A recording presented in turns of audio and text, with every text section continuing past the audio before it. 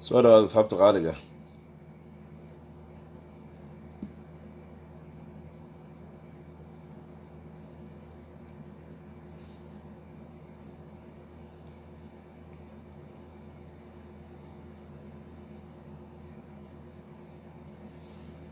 سؤال أصحاب غالية مeel kasta joogtaan maanta waxaa la idin wadaa cadayntii dad badan ayaa isku hayay Hana Abuukar wax dambiya ma ayna samaynin jariimad ayay ka dhex geysatay wadanka Soomaaliya gudihiisa waxayna wareegaysaa wadanka Soomaaliya gudihiisa Soomaaliya maanta indhaha inaa furataan weeye cadayntii baa la hayaa waxba waa la keenayaa soo baxa aad baan idin salaamaya dhamaantiin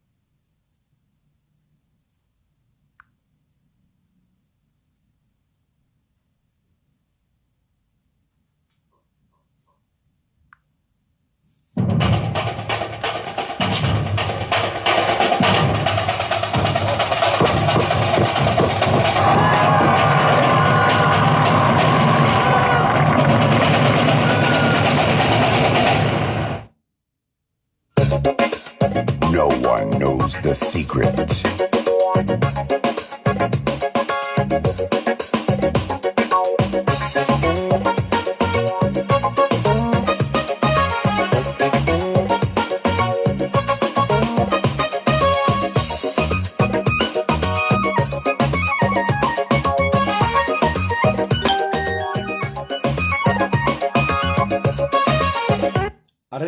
arrintan hadda ka hadlaya mooyaane arrin kale oo samaysay ayaan maanta idin tusiyay dhagaha hadday idin qarxi waayaan weligan waxba hay weydiinin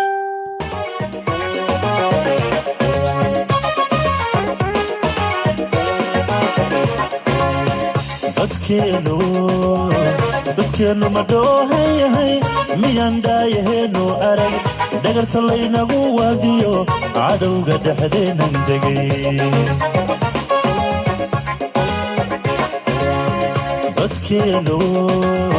dadkeenu ma dhoohan yahay miyaan dhaayaheenu arag dhagarta laynagu waadiyo cadowga dhexdeenan degay siday u dhammaynayaan dhallaankiiyo hooyadood dhakhaatiir iyo waxgarad dhigeenna u daadiyan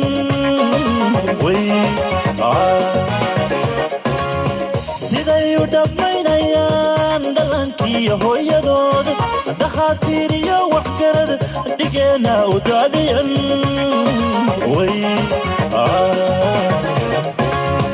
waxaa lama dhowran kare dhawaaqa maqloo kacay maqura dhiidhiyo kacay wixii dhiilahow kacay damiirku intaanu dhiman dukeenna difaacane dhalinyarooy kacay waxaan lama dhowran kare dhawaaqa maqloo kacay maqura dhiidhiyo kacay wixii dhiilahow kacay damiirku intaanu dhiman dukeenna difaacane dhalinyarooy kacay waxaan lama dhowran karee dhawaaqa maqloo kacay wixii dhiig lahow kacay Soomaaliya kaca wallaahi oo billaahi oo tallaahi this is dulm this is haram diintii iyo cirdigii iyo sharaftii ummadda ayay ku xadgudubtay caruuro islaam ayaan lahayn jaan iyo cirib meelay dhigeen dad baa daafacaya waalidiinta caruuraha awowyadooda qaylinaya oo shir jaraa'id qabtay arrin kalood ka naxdaan baan maanta idin dhegaysiinayaa come on Soomaaliya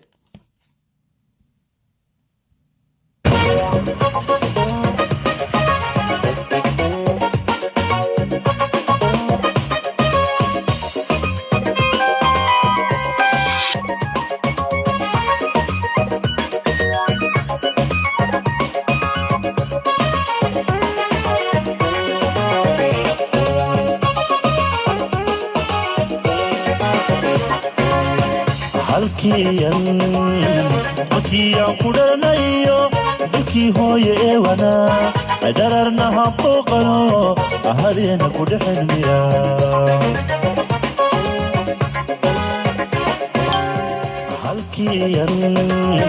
halkiyan ku dhalanayo dalkii hooye ee wanaa dararna habooqano ahadeena ku dhexelmiya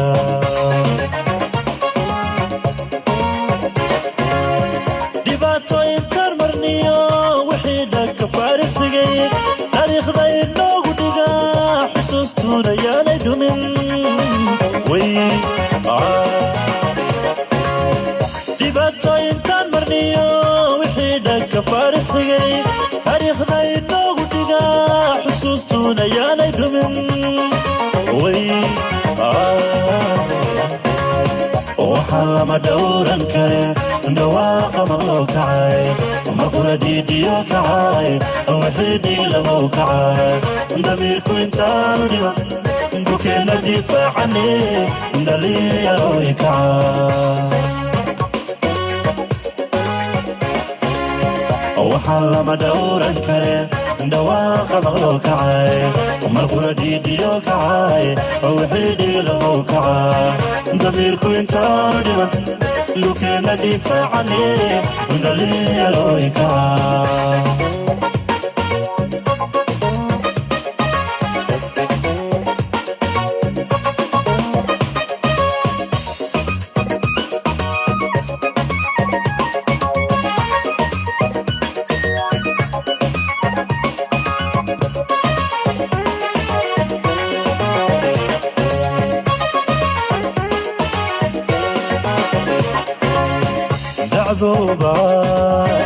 qodaba dhacda nooga daran dhulku magaceeni garay haween lama dhaafiniyo dadkii lagu dhaadan jiray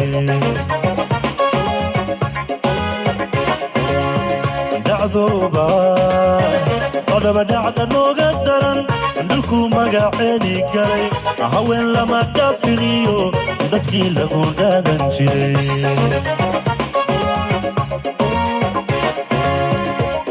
isku dhaarsannaye dhammaan isu soo baxo yanu dhicisoobine kacdoonka dhab nooga dhiga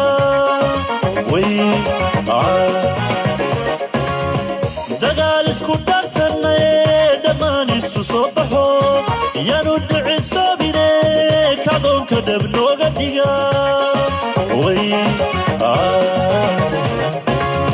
waxaan lama dhowran kare dhawaaqa maqloo kacay maqura dhiidhiyo kacay wixii dhiilamow kacay damiirku intaanu dhiman bukeenna difaacane dhalinyarooy kacay waxaan lama dhowran kare dhawaaqa maqloo kacay maqura dhiidhiyo kacay wixii dhiilamow kacay damiirku intaanu dhiman bukeenna difaacane dhalinyarooy kacay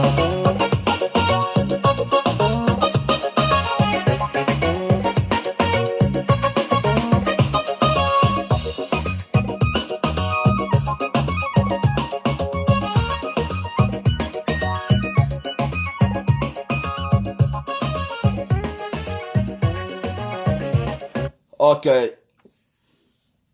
waqti badan ma jiro waa maalin mandheya marka howlo yar baan leeyahay insha allah barnaamijkeena waa inoo bilaabayaa bismi illaahi raxmaani raxiim alxamdu lilaahi rabbi alcaalamiin wasalaatu wasalaamu calaa ashrafi almursaliin sayidina maxamedin wacalaa aalihi wa asxaabihi ajmaciin amaa bacd inta magacayga iyo muuqayga taqaanaba shacabka soomaaliyeed meel kasta joogtaan inta i nacab iyo inta i jecel inta i taageersan iyo inta iga soo horjeeda inta i daawato iyo intaan daawanba dhammaantiin waxaan idinku wada salaamayaa salaamta islaamka assalaamu calaykum waraxmatullaahi wabarakaatu barnaamijkeennan muxuu ku saabsan yahay maanta barnaamijkeena maanta waxa uu ku saabsan yahay nicmo barinki shaar inaabta barnaamijkeena maanta waxa uu ku saabsan yahay maxaa ka soo kordhay xaaladii dambiile hana baran hana abukar ood xaaladeeda la wada socotay dad badan oo soomaaliyeed ayaa qaabo kala duwan uga falceliyey falalka ay samaynayso qaar ku daafacay iyo qaar ka soo horjeestay kuwii ka soo horjeestay qaar ilaahay xaqa garansiiyey buu ahaa laakiin kuwii ku daafacay oo lahaa maxaa caddayn lahayaa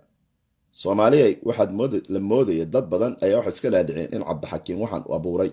oo xaaladan social mediaha ka taagan uu kiciyey oo uu gabadhaasi ku jeestay laakiin xaaladda saa maaha dad badan ayaa waxay yidhaahdeen caddayn hala keeno maanta waxaan idiin wadaa qoys Soomaali laba arrimood baan maanta idiin wadaa arrin haddaan idiin sheegaya arrinna dhagaha idin qarxaya waan idin maqashiinaya tan hadda idiin sheegaya waxa weeye okay bas tan hadda idiin sheegaya waxa weeyaan waxaad ogeydeen in qoysas badan oo Soomaaliyeed lalaa oo gabadhaas jaan iyo cirib meel ay dhigeen iyada ugu wardambeysay haddaba waxa maanta shir jaraa'id ku qabtay magaalada Burco qoyskii Soomaaliyeed shantii caruur ahaa ee 9 bilood lalaa guri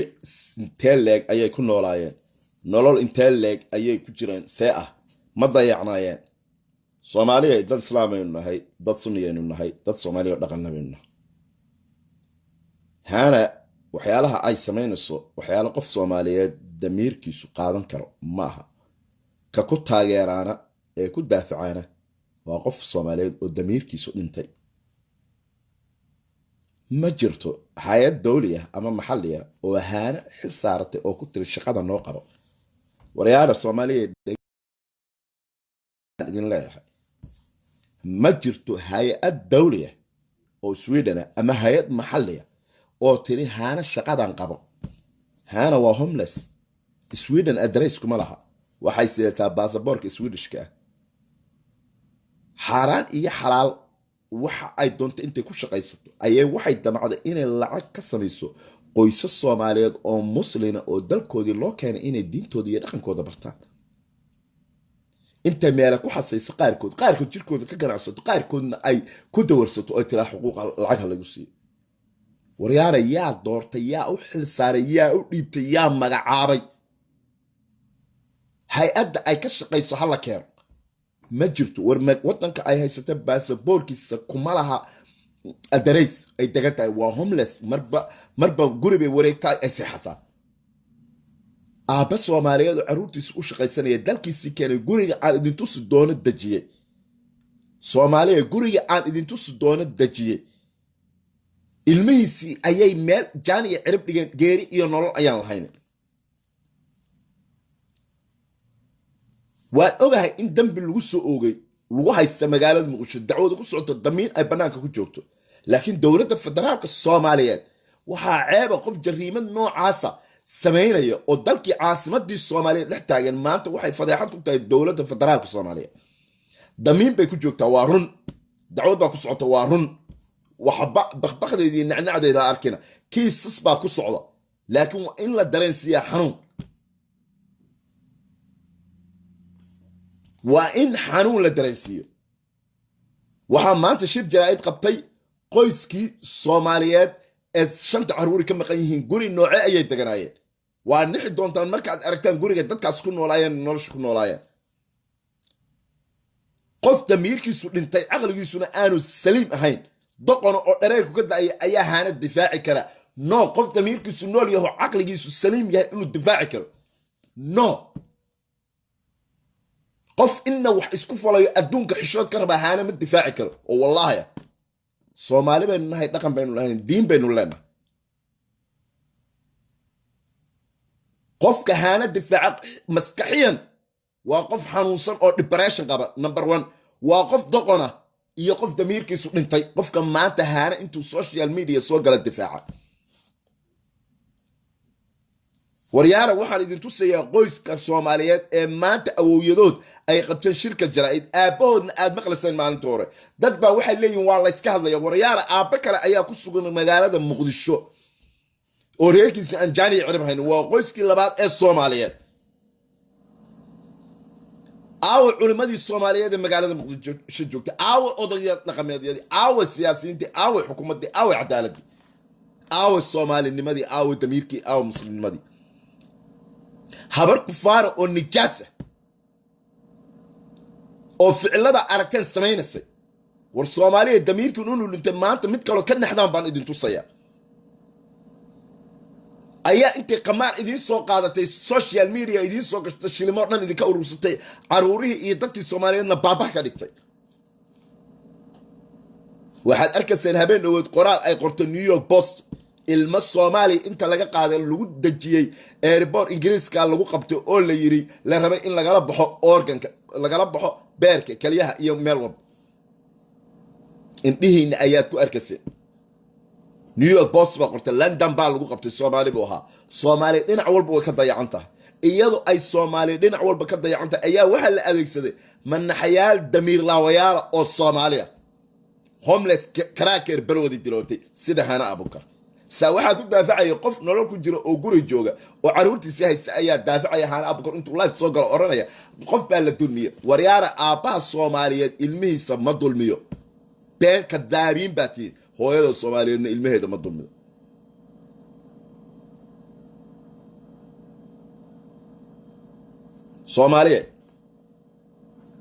Soomaaliya xaaladan maanta taagan xaalad la sahashan kara ma aha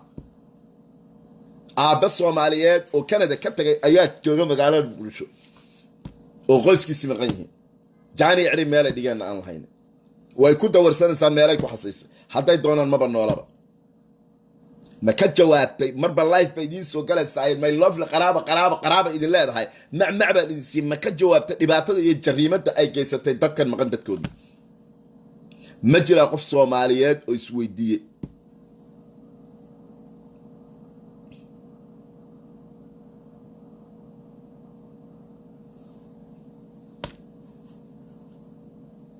Soomaaliya qofka comment ku difaacaha ama life intuu soo gala ku difaaco waa qof daqan oo dhareer ku gaday damiirkiisuna aanu noolay dadnimadiisa iyo islaamnimadiisuna daciif tahay ilma Soomaaliyeed oo wadankoodii loo keenay okay kani waa mid kan ya Shariif waa igu badbatay maantu yaacaya waa qof aanu damiirkiisu noolay qofka difaaca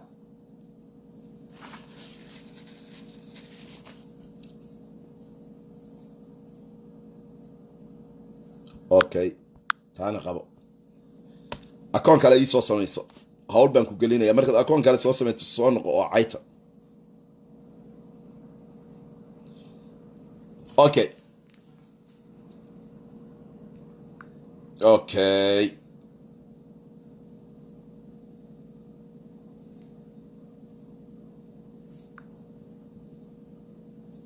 okay waxaan idin daarayaa arrintii ka bacdina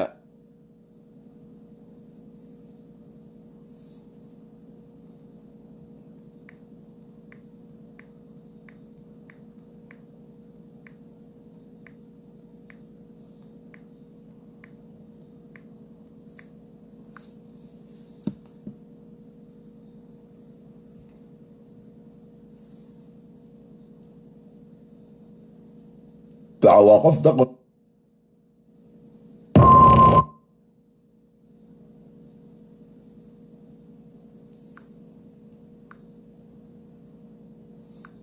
سوري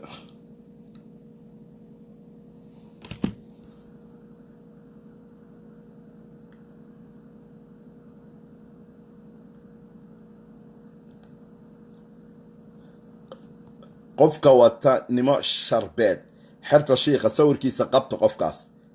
نيمو شربات سكرين شات بيزبان أنا وهاي لكن حرت قفك وطاب مجا عاصي نيمو شربات قبط صور كيس حرت الشيخ أنت قابل صنع رماس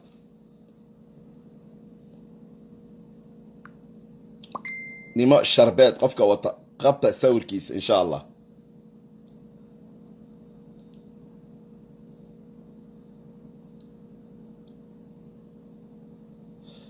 اوكي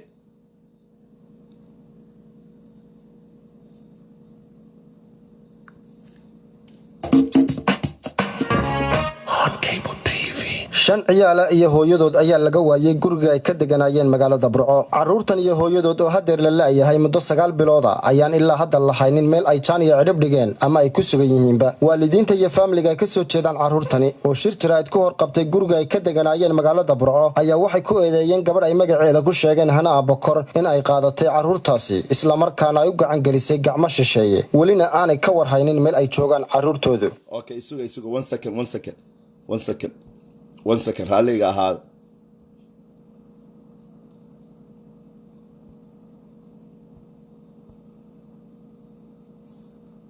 Okay, raaliga ahaadaya qofkii edab daran baan marba qabanaya.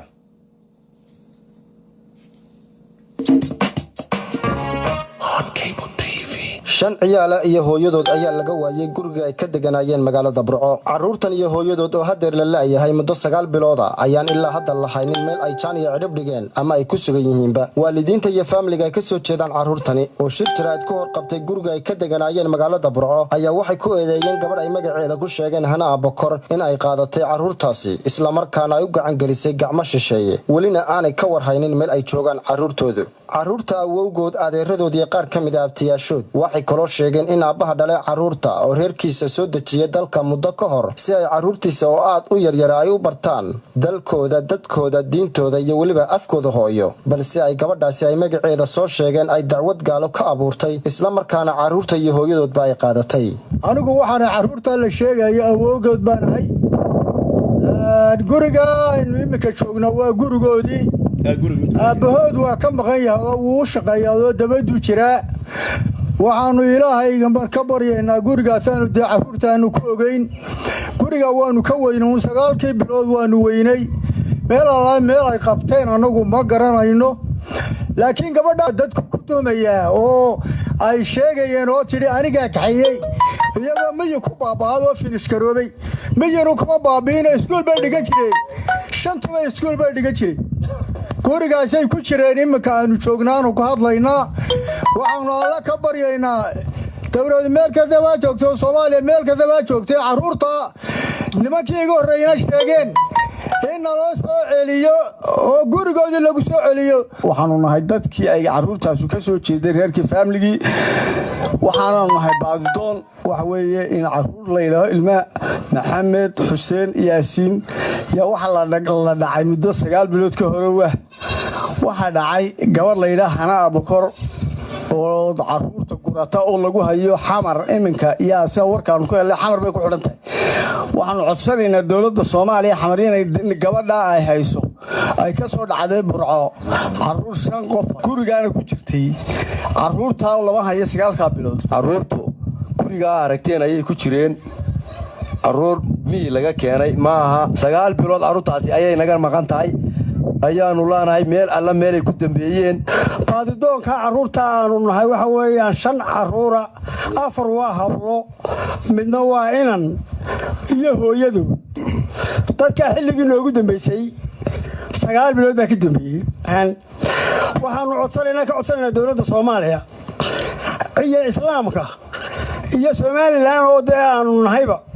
cidii aragtaa inay qabato naloo dhiciyo dadka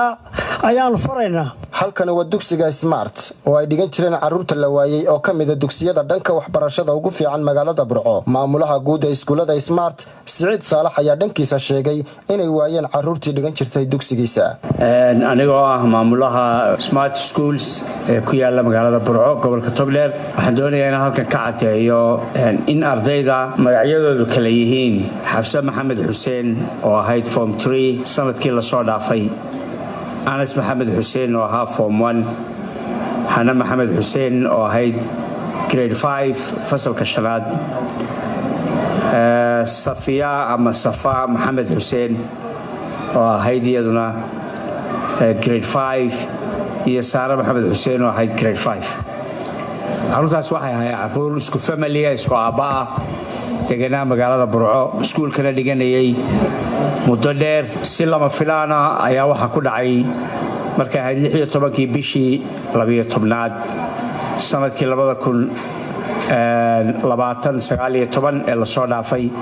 in la waayay bas bay ku iman jireen baskaasayna ku rawixi jireen fiigana waxa bixin jiray dadka familigooda ah marka intaasaan waxaan jeclaa inaan ka sheego saxaafadda u bayaamiyo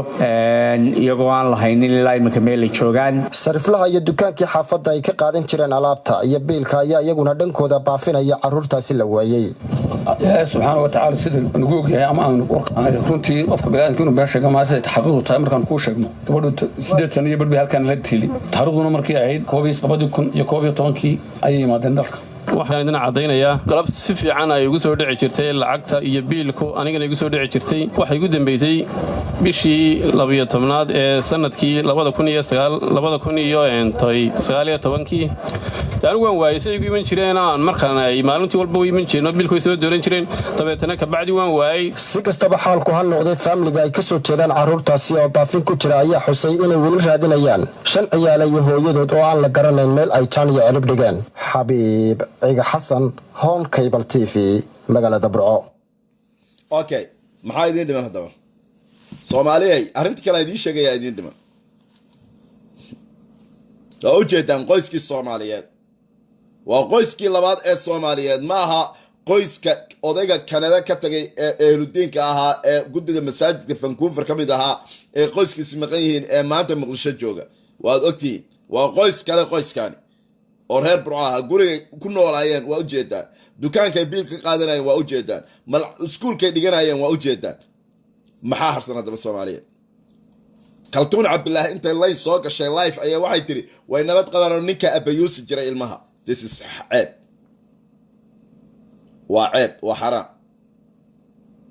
waa xaraam caruur guriga noocaas ku noolay noloshaas haystay in lagu difaaco qofkii qaatay lagu difaaco ظلم وحرام diintoodii bay baranayeen dhaqankoodii bay baranayeen luqadoodii bay baranayeen wadankoodii bay joogeen abtiyaashi caruurta hadlaya iyo adeerada xitaa hadii la oran lahaa gabadha xumaane ay jirtay wax kasto oo jirayba xataa hadda wax kasto dhacayba hana xaq uma laha yaa doortay yaa caleema saartay yaa u dhiibtay xilka yaa u wakiishay yaa mas'uul ka dhigtay okay Soomaaliyeed arrinka loo ka yaabtan baan idin sheegaya ana idin tusaya waxa igu taqaanaan inaan idin keeno caday hana dadka caawisa sadaqooyinka ay bixisaa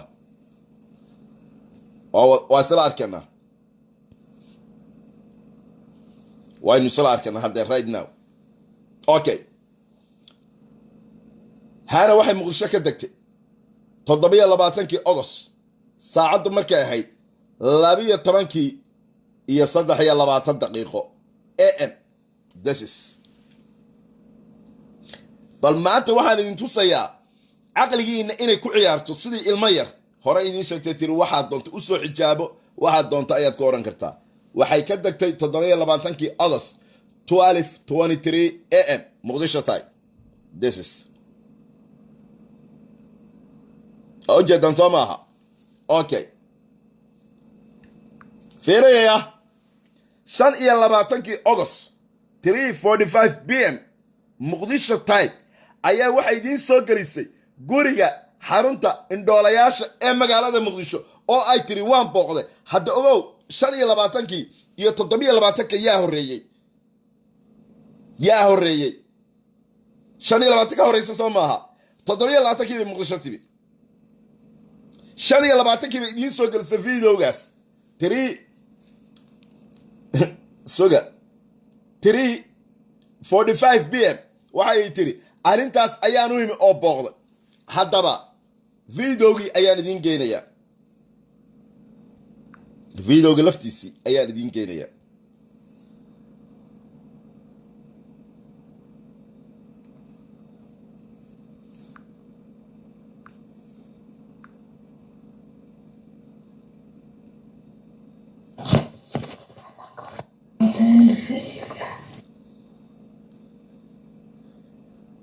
اوكي واكرا أعوذ بالله من الشيطان الرجيم بسم الله الرحمن الرحيم السلام عليكم ورحمة الله وبركاته سومالي وين ميل بقدا ونسان waxaan ku suganahay Muqdisho gaar ahaan degmada Waaberi iskoolka Albasiir School for the Blind iskuulkiis indhoolayaasha dadka ardayda aragga la ee Albasiir okay waxaan joogaa wiilka hadlaaya waa wiil indhala Ismaaciil baa la yiraahdaa gabadhaas gadaal taagan ayuu guursaday okay Albasiir school dadka indhoolaha ah ilmo yaryar baa jooga oo indho la'aan ah marka Ilaahay wuxuu soo celiyo Ilaahay oo baryayna insha Allah biidin Ilaahay karim waxa halkaan jooga gabdho Soomaaliyeed magaca maamo okay amma 27kii ayay Muqdisho ka degtay August 25kii ayay videogan soo gelisay waxay idinka dhigtay isla markay inay tagtay tuuga xariifada ma aha videogan goormo aha videogan wuxuu ahaa December 2019 or January labadaas mid buu ahaa ma ku noqotay dadkaas in dhahala wax moogeysay waatay nacalada igu dhacdaan maya waa idin qashinaya waxa la socotay xildhibaan Sacdiye Carays ayaa la socotay markay u tageen wiilka in dhahala Ismaaciil la yiraahdo gabadha uu guursaday ee gadaal taagan ee dadeed aabaheed in adeerti Ruma ayaa iga soo wacday Australia waxay tiri walaalow gacali arrin baan ugu dhacday gabadhaas in dhahala ee qamaarka xiran waxaan u ahay eedo wiilkaasaa guursaday dadkaasi waa familygeyga waa dad reer Baydhabo ah markii aan arkay videogan wacay tiri waxay maasha Allah hana idin timi waxay nagu yiraahdeen waa been 2019 buu ahaa markii ay u noo timi waxaa la socday yiraahdeen xildhibaan Sacdiye Carays anagoo qabsan oo iska dayacan bay noo soo gashay kaamara inagu boobtay in xitaa raali kamaan aan ahayn maalintii baana noogu dambeysay waa tay nacalad igu dhacda maalintii ayaa noogu dambeysay dhaheen biyihii baa laga goostay waxay biyaha ka dhaansadeen guriga ka soo horjeedo oo gabadh aanu walaalanahay best friend walaale Ilaahay aanu nahay social media walaasheed ay tagan tahay oo ka soo horjeeda way xishoonayaan mariman dadkaas inay hadlaan laakiin waxaan wacayaa Ismaaciil ila dhageysta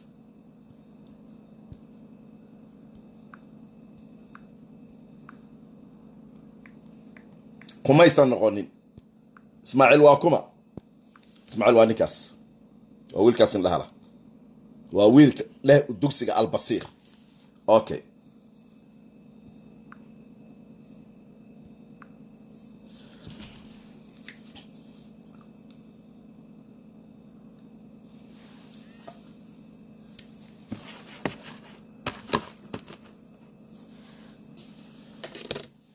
Ismaaciil I hope inuu iga qabto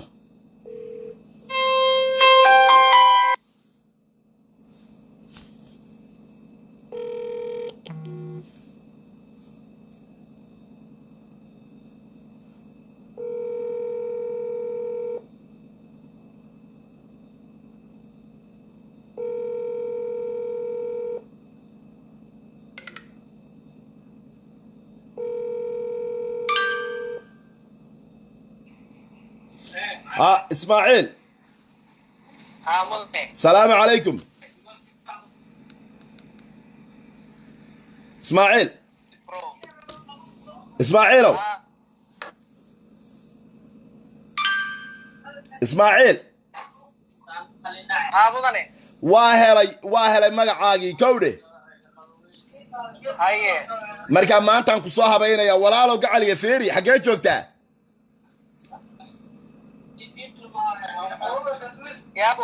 حاجات جوجتا غوريغا ما يدا ودا كسي جرا غوريغا u socda okay Ismaaciilow ilaahay baan kugu dhaarshay video la soo galiyay ee haana idinka duubtay ma August 27 buu ahaa mise December ilaahay baan kugu dhaarshay runta ii sheeg December waa ilaahay wajigi December buu ahaa Soomaa last year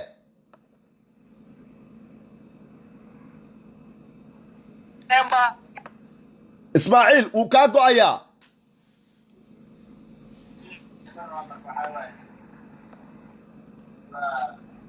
هلو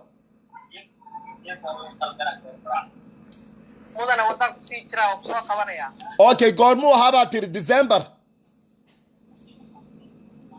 2019 أوكي يا لا سعود المركز يدينتمي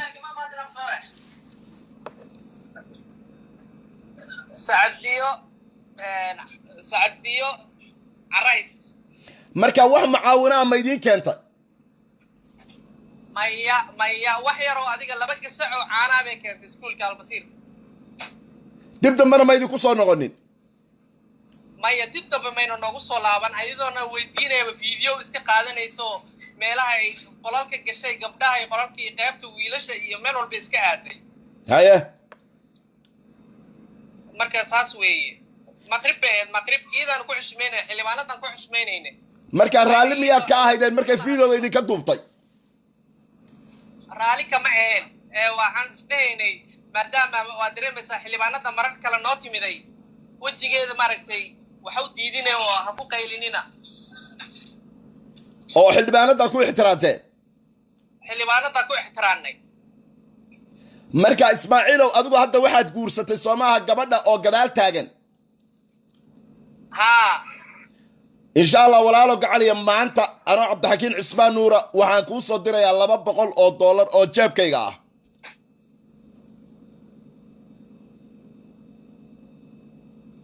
halo layn ayaa ka soo galay soomaaliya si maxaa ujeedaa maxaa maqlowsaa ismaaciil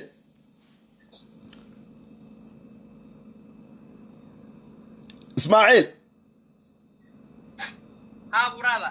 maanta $200 oo jeebkayga ayaan kuu soo dirayaa bacdamaa aad aroos tahay nin aniga laftaydu nin waxaan ahay naafa oo xagga lugaha naafa ka adiguna indhahaad ka tahay marka insha allah bidnillaahi karim labadaas boqol anaa maanta shakhsiyan kugu soo diraya waa ku mahadsantaa burada shacabka soomaaliyeed meel kastay joogaan waxaan u qorayaa nambarkaaga qofkii ku soo caawinaya magaceega toos ayuu kula soo hadlayaa waanaad u sheegaysaa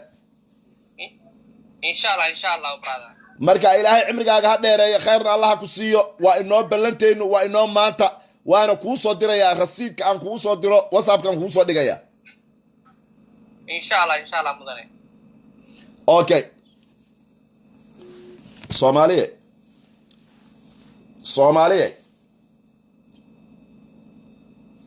ilaahay dartiis u caawiya ismaaciil lambarkiisaan meesha idinku soo qorayaa waan bani ha igu soo qorina aniga waan bani $1 baa ugu yar iguma soo qori kartaan $1 baa ugu yar qofoona magacayga ha ku soo qorin magaciisoo saddexan iyo nambarkiisa ayaan meesha idinku soo qorayaa ilaahay baan idinku dhaarshay soomaaliya December 2019 bay u tagtay waxaana idinka dhigtay January waxay idinka dhigtay August inay maalinta xamar ka soo degtay ay booqatay maxaa maanta halka idinka cad maxaan idin sheegay hana dadka caawisa aawe dad waxay ku guratay aawe dadkan waxay ku guratay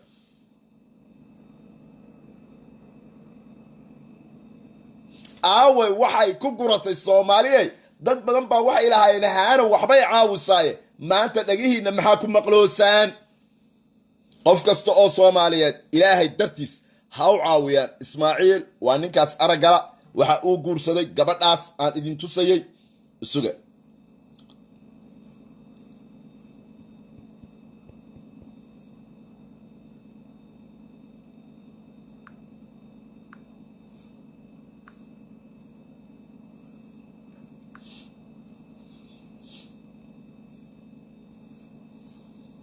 ismaaciil waa ninkaas waana idin tusayaa okay soo ma aragtaan isagoo iyada la taagan baan keenayaa isuga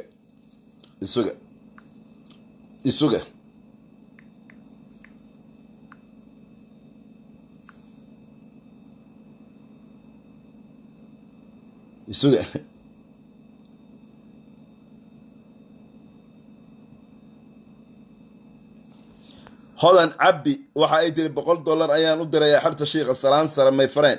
lambarkiisaan meesha ku soo qorayaa wallkayga markaan live-kan ka baxo nambarka ismaaciil ayaan idiin soo sheergalay idiin soo qorayaa qofoona aniga one ha igu soo qorin qofoona one ha igu soo qorin waa afeef waa idiin sheega $1 baa ugu yar qof igu soo qori karaa ma jiro qofkii u diraya ilaahay dartiis ha ku caawiya lacag aad u badan ayay ku guratay dadkan masaakiinta ah aad u badan ayay ku guratay marka ismaaciil waa kuma waxaan rabaa inaan idinla wadaago goorta ay December bay ahayd last year waxayna idinka dhigtay sanadkan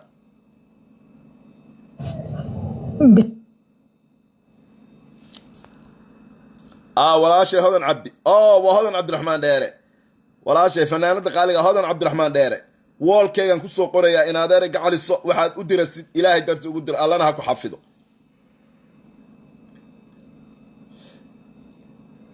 maalig ii soo dir bilays malka dhuux waxaan kuu soo dhigayaa walaala woolkayga bilays ambilays hal codsi ayaan idinka rabaa soomaaliya dadka wax dirayo qof kastoo magacaaga ku dir una dir ismaaciil waan idin tusaya waa idinla sheergaraynaya laakiin hal axsaan ii sameeya qofkoo marka aad dirtid rasiidkii soo dir si aan ummadda soomaaliyeed ee ugu xidhan aan u tuso khayrka aad qabateen bilays markaas igu caawiya sababtoo waxaynu rabnaa inaynu soo afjarno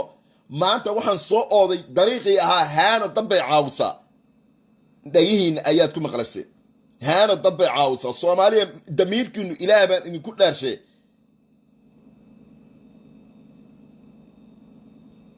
isuga bismillaah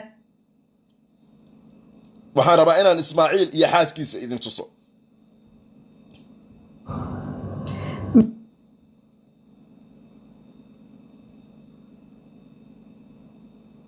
bismillaah salaamu calaykum salaantaada waa oo sulnagu sii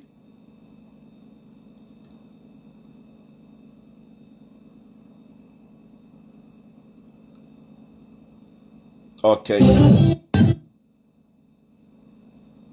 August 20 okay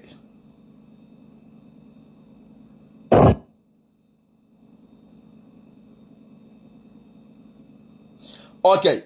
August 27 bay ahayd markii airportka aadan cadda ka tagtay waa kaasa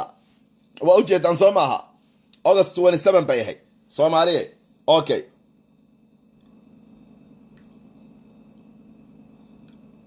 okay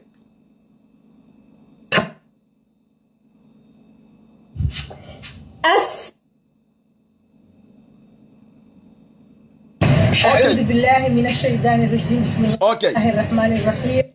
August 25 إسماعيل وكما إسماعيل ونكاس إن أهلا إلى تاجن ومركز سجل في فيديو وحين دوبتي 2019 ديسمبر حد ما نسعي عريس بالسعودية الصومالية إسماعيل ونكاس إن أهلا وحقوق رسالة قبل قمار كي أورنج جاحنا السلام عليكم ورحمة الله وبركاته الصومالي وين ميل بقدر ونسان وحن قصنا هاي مقدشة gaar ahaan degmada waa beri iskoolka albasiir school for the blind indhoolayaasha dadka ardayda aragga la ee albasiir aha okay waxaan joogaa albasiir school dadka indhoolaha ah ilmo yaryar baa jooga oo indho la'aan ah nolka ilaahay horta u soo celiya ilaahay waan u baryaynaa insha allah biidin ilaahi karim waxaa halkaan jooga gabdho soomaaliyeed gabadhaas waa gabadha ismaaciil uu guursaday fiiriyaya waa wiilkii hadda hadlaaye waa kaa isaguna halkaa taagan qaasina jirtaa toban iyo sideed maasha allah adna magaca maamo farxiyo meeqaasina jirtaa 12 sano adna magaca saabri meeqaasina jirtaa 19 inta meeqaasina dhigan tahay ii sheeg aniga warsan ilaa hadda maad dhigan tahay ما شاء الله اسكولك كأدمها اسكولك ما لما يسال محاضرة حسب برتي جامعة ما دقتي محاضرة يسال ما شاء الله تبارك الله أنا محاضرة ماما والله وبالله وطلعه والله وبالله وطلعه سقال مجال الله مفتاحته قف سوماليات أو مانت دميركيس نور يا دميركيس ودبقريه ficilada ay naagtan sameynayso inuusan qaadan karin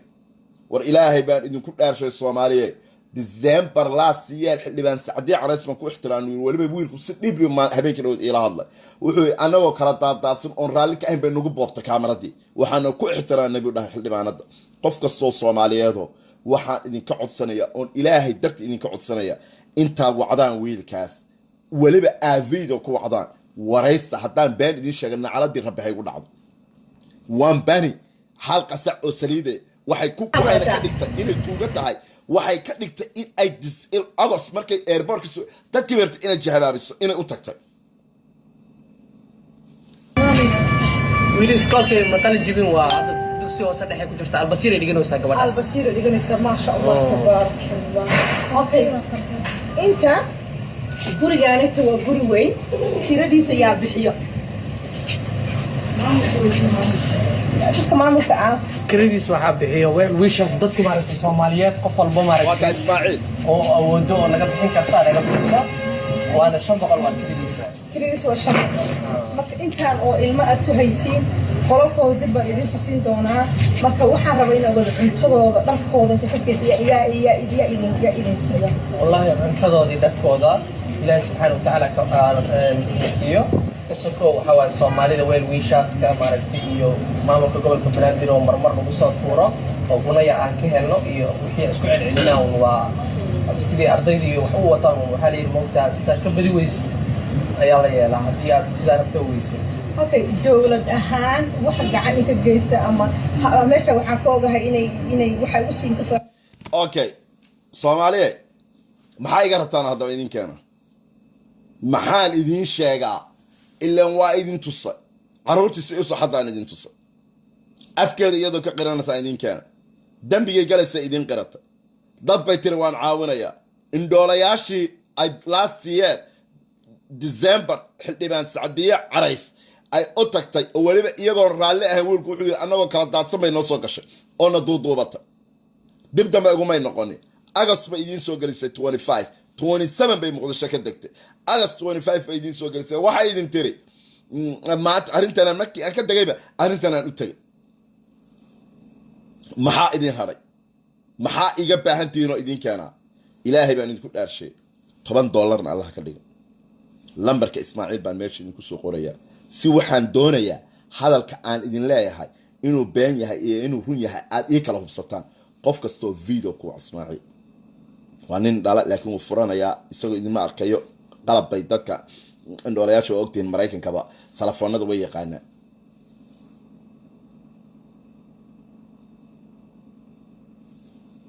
waa daad arkaysan qofkii wax u dirayoona magaciisa oo saddexan waxaan u diray anigu maanta waa aniga ugu dhawaaqay waana u diray hadda markaan baxan u diray magaciisa oo saddexan asli okay qof kasta oo meeshan ku jiro markaan live ka baxo waxaan idinka codsanayaa soo gala page-kayga magaca Ismaaciil oo saddexan dad badan baa le noo soo dir magaciisa magaca Ismaaciil oo saddexan iyo telephone numberkiisa ayaan idin soo qorayaa meeshan ku qorayaa wallkayga ilaahay dartiisu caawiya qof kasto waxaan doonayaa maanta inaa hiil i tustaan markaad u dirtaan rasiidka inbox igu soo dira si aan Ismaaciil ugu sheego idinkuna aad u aragtaan waxaan ilaahay baan idinku dhaarshay oo ilaahay baan idinku dhaarshay waca Ismaaciil oo la hadla oo waraysta ilaahay baan idinku dhaarshay Soomaaliya markaas maanta iigu hiiliya waca oo waraysta shilin uma geenin haana dad caawiso waa been dadkii sadaqooyinka la bixi jiray oran jiray qofka aan uga geeyo maanta wax indhihiina wax ku arka waan ka baxayaa barnaamijka hawlaan leeyahay kuma sii jiri karo cadaynta waa idin keenay numberka meesha aan idinku soo qorayaa Naciima Brenki waxaan kaa codsanayaa in aad Xamdi Kalgacal dhammaantiin in aad share garaysaan numberka Ismaaciil iyo magaciisa waxaan idinka codsanayaa oo kale inaad FaceTime kula hadashaan oo aad aragtaan qof kasto oo aad hubisid in uu Ismaaciil yahay qof bila aadmi oo wanbana haygu soo qori wanbani haygu soo qori qof bila